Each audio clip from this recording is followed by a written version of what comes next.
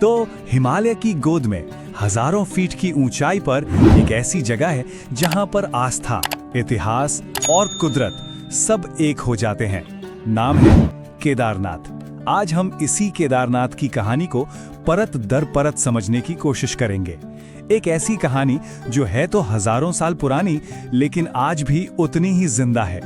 लेकिन इस कहानी की शुरुआत होती है एक बड़े ही अजीब सवाल से। जरा सोचिए तो कि कोई भगवान अपने ही सबसे बड़े भक्तों से मुंह क्यों छुपाएगा?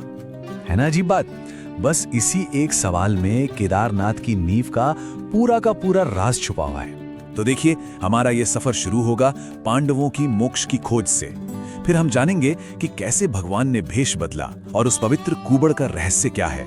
इसके बाद हम देखेंगे कि इस विरासत का पुनर्जन्म कैसे हुआ, आज के तीर्थयात्री की यात्रा कैसी होती है, और आखिर में बात करेंगे एक ऐसे चमत्कार की जो आज भी लोगों को हैरान कर देता है। तो चलिए शुरू करते हैं। तो कहानी शुरू होती है महाभारत के महायुद्ध के बाद। देखिए, जंग तो खत्म हो चुकी थी, पांडव जीत भी गए थे, लेकिन उनकी असली लड़ाई तो अब शुरू हुई थी। ये लड़ाई थी अपने ही अंदर के अपराध बोध से। अपने ही लोगों को, अपने गुरुओं को मारने का पाप उन्हें अंदर ही अंदर खाए जा रहा था, और इस पाप से उन्हें सिर्फ एक ही मुक्त कर सकते थे, भगवान शिव। तो पांडव निकल पड़े, शिव को ढूंढने के लिए दर दर भटकने लगे, उन्हें पुकारते रहे। लेकिन हुआ ये कि महादेव कुरुक्षेत्र में हुए उस रक्तपात से इतने दुखी थे कि उन्होंने पांडवों से मुंह ही फेर लिया। वो उनसे मिलना ही नहीं चाहते थे, दर्शन देना ही नहीं चाहते थे। और बस यहीं से पांडवों की तपस्या और शिव की नाराजगी के बीच एक तरह का लुका छिपी का खेल शुरू हो गया। और जब शिव ने देखा कि भाई ये पांडव तो हार मानने वालों में से है नहीं, और वो उन्हें ढूंढते ढूंढते सीधे हिमालय तक आ पहुंचे हैं, तब उन्होंने एक बिल्कुल अनोखा रूप धर लिया। उन्होंने क्या किया? वो एक बैल बन गए, एक नंदी, और पहाड़ों में जो मवेशियों का एक बड़ा सा झुंड चल रहा था, वो उसी में जाकर मिल गए। उन्होंने सोचा होगा कि इस साधारण से भेष में उन्हें कौन ही पहचानेगा, और वो पांडवों की नजरों से बच जाएंगे। लेकिन शायद वो पांडवों के पक्के इरादे को कम समझ रहे थे। और बस यहीं हजारों जानवरों के उस झुंड के बीच कहानी अपने सबसे अहम मोड़ पर आ पहुंचती है। ये वो पल था जहां सच्ची आस्था ने आखिरकार भगवान को ढूंढ ही निकाला। देखिए, बाकी सबकी आंखों को तो शायद धोखा दिया जा सकता था, लेकिन भीम की नहीं। उनकी पैनी नजर ने उस झुंड में छिपे उस खास बैल को पहचान लिया। उसकी चाल ढाल, उसकी एक अलग ही चमक, सब कुछ बाकियों से अलग था। भीम एक पल में समझ गए, यही है महादेव। अब जैसे ही शिव जी को यह एहसास हुआ कि वो पहचान लिए गए हैं, उन्होंने तुरंत जमीन में समाना शुरू कर दिया, गायब होने के लिए। लेकिन भीम ने भी एक पल नहीं गवाया। उन्होंने पूरी ताकत से बैल का पिछला हिस्सा, मतलब पूंछ, कस के पकड़ ली। सोचिए, एक तरफ थी दैवीय शक्ति जो अदृश्य होना चाहती थी, और दूसरी तरफ थी इंसान की भक्ति जो जाने नहीं देना चाहती थी। इस जबरदस्त खींचतान में हुआ ये कि शिव जी का ज्यादातर शरीर तो धरती में समा गया, लेकिन भीम की मजबूत पकड़ के वजह से उनका जो कुबड़ वाला हिस्सा था वो सतह पर ही रह गया। और कहते हैं कि वही कुबड़ ठीक उसी पल एक पत्थर की चट्टान में बदल गया, एक ऐसा दिव्य प्रतीक जो आज भी केदारनाथ में मौजूद है। और इसी चट्टान को आज हम ज्योतिर्लिंग के नाम से जानते हैं। ज्योतिर्लिंग का मतलब होता है प्रकाश का एक दिव्य स्तंभ। ये भारत के उन 12 सबसे पवित्र और सबसे शक्तिशाली शिव स्थानों में से एक है, जहां माना जाता है कि शिव जी खुद प्रकट हुए थे। तो समझिए, केदारनाथ सिर्फ एक मंदिर नहीं है, बल्कि वो शिव जी की साक्षात मौजूदगी का एक सबूत है।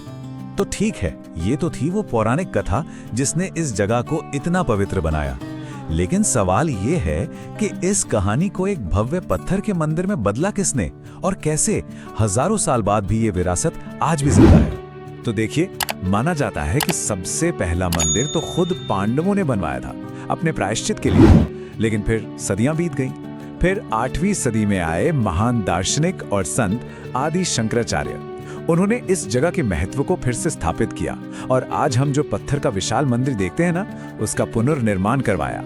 तो चलिए अब पौराणिक काल से निकलकर सीधे आज के दौर में आते हैं। अगर आज किसी को महादेव के इस घर पहुंचना हो, तो ये सफर आखिर होता कैसा है?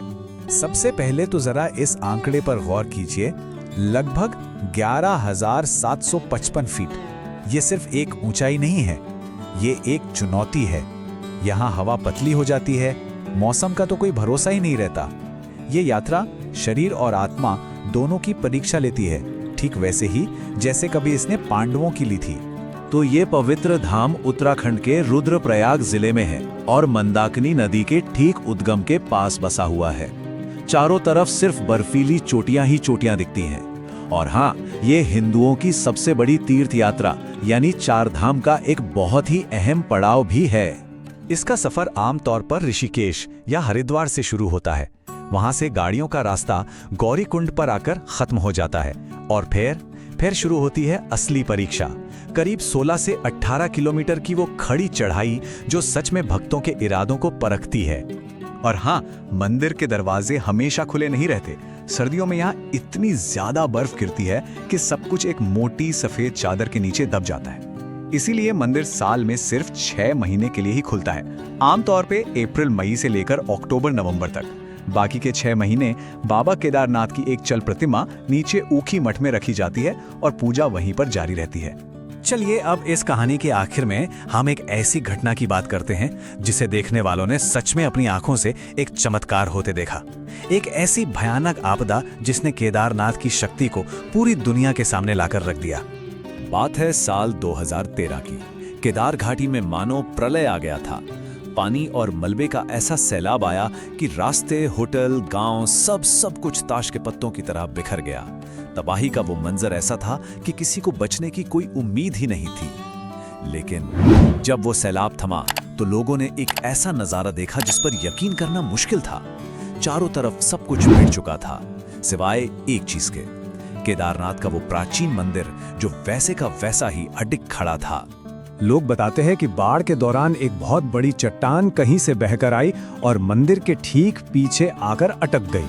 उसी चट्टान ने पानी के तेज बहाव को 2 हिस्सों में बांट दिया और मंदिर को बचा लिया। ये सिर्फ एक घटना नहीं थी, ये लोगों के लिए आस्था की जीत थी। इस एक घटना ने केदारनाथ को सिर्फ एक मंदिर नहीं बल्कि एक ऐसे मजबूत किले के तौर पर स्थापित कर दिया जिसे कोई छू नहीं सकता। तो आखिर में ये एक सवाल तो बचता ही है कि किसी भी जगह को पवित्र बनाता क्या है? क्या वो पांडवों की हजारों साल पुरानी खोज है, या आदि शंकराचार्य का वो पुनर्निर्माण, या फिर 2013 में हुआ वो चमत्कार, या फिर उन लाखों लोगों का वो अटूट विश्वास जो हर साल हर मुश्किल को पार करके वहां सिर्फ एक झलक पाने के लिए पहुंचते हैं? शायद पवित्रता इन सब में कहीं बसती है।